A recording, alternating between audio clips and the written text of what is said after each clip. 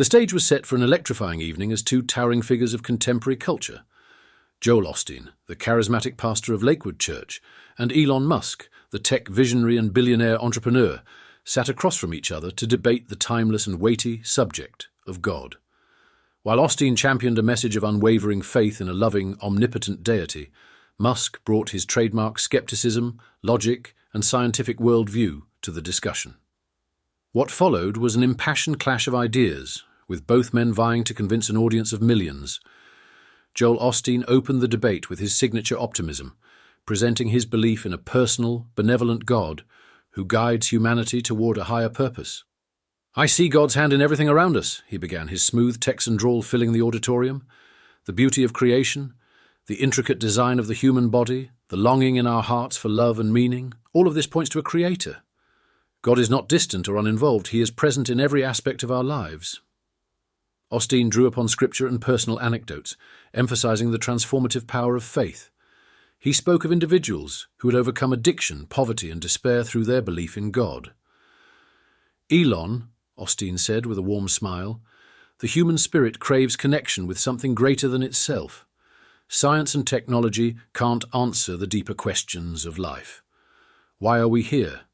What is our purpose? That's where God comes in."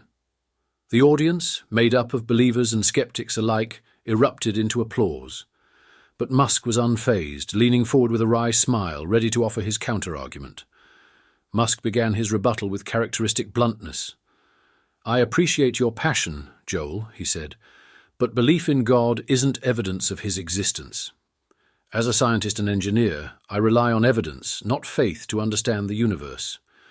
What you see as design in nature can be explained by evolution, physics, and chance." Musk launched into a detailed explanation of the laws of thermodynamics, quantum mechanics, and the concept of a multiverse. He painted a picture of a universe governed by intricate natural laws, where chaos and order coexist without the need for divine intervention. "The universe is vast and complex," he said, gesturing to emphasize its enormity. "But that doesn't mean it requires a supernatural creator. In fact, the more we learn about the cosmos, the less it seems to resemble the interventionist God of traditional religions." He delved deeper, explaining how the second law of thermodynamics, the idea that systems move toward entropy, might seem like chaos at first glance, but is ultimately predictable within the framework of physical laws. Musk then segued into the counterintuitive world of quantum mechanics, where particles exist in multiple states until observed, arguing that such phenomena challenge the neat narratives of divine purpose. If anything, the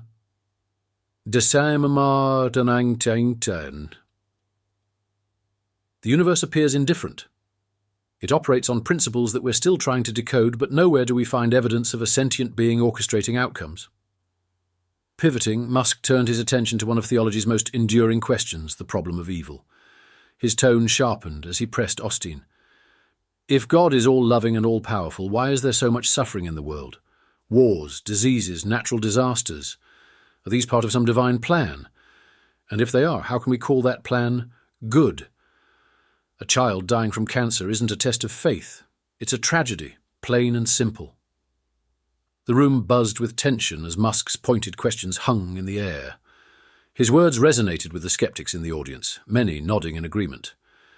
Yet Osteen, ever the composed orator, remained calm, his demeanor unshaken. "Those are valid questions, Elon," Osteen replied, his voice steady and measured. "The existence of suffering doesn't negate God's existence. It points to the complexity of his creation. God gave us free will, which means humans have the ability to make choices, both good and bad.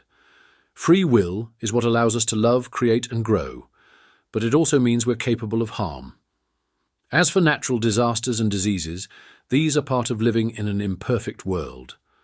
Our lives here are temporary, but God's ultimate plan is eternal." Osteen leaned into his pastoral tone, addressing the audience directly.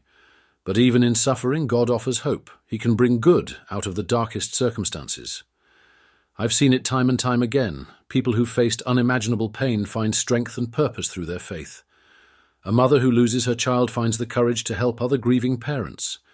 A man who overcomes addiction inspires others to do the same. God doesn't cause suffering, but he can redeem it. Turning back to Musk, he added, "You talk about science explaining the universe, but can it explain love, morality, or the human desire for meaning? These are things that science observes but cannot fully understand. That's because they come from God. Science can measure the electrical activity in our brains, but it can't explain why we're moved to tears by a beautiful sunset, or why we feel compelled to help a stranger in need." Musk countered with a final salvo, his voice rising slightly as he leaned into the microphone. "Joel, the fact that we don't fully understand something doesn't mean we should default to God as the explanation. History is full of examples where science has replaced superstition. Lightning used to be attributed to Zeus until we discovered electricity. Disease was once thought to be divine punishment until we developed germ theory." He paused for effect before continuing. "The pursuit of knowledge is a far more satisfying and honest way to engage with the mysteries of the universe. We don't need to invent a deity to inspire awe. The universe itself is awe-inspiring. Black holes, supernovas, and the sheer scale of the cosmos, these are wonders that don't require a divine signature to be meaningful. They inspire us to keep exploring." Musk then addressed the emotional and ethical dimensions Osteen had raised. "You talk about love and morality, but those aren't exclusive to religion. Altruism and empathy are traits we've evolved as social creatures. They're essential for survival, and we can study them scientifically.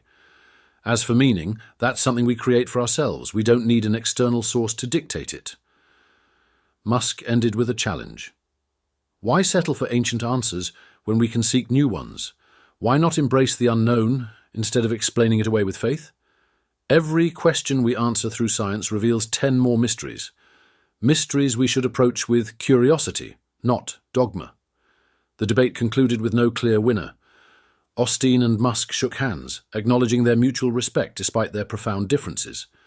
For Osteen, the answer to life's biggest questions lies in a relationship with God, a creator who imbues existence with love and purpose. For Musk, those answers can only be found through reason, evidence, and the relentless pursuit of discovery, a quest to understand the universe on its own terms without attributing its wonders to the divine.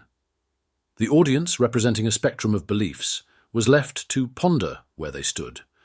Some were moved by Osteen's message of hope and redemption, while others were inspired by Musk's call to embrace the unknown.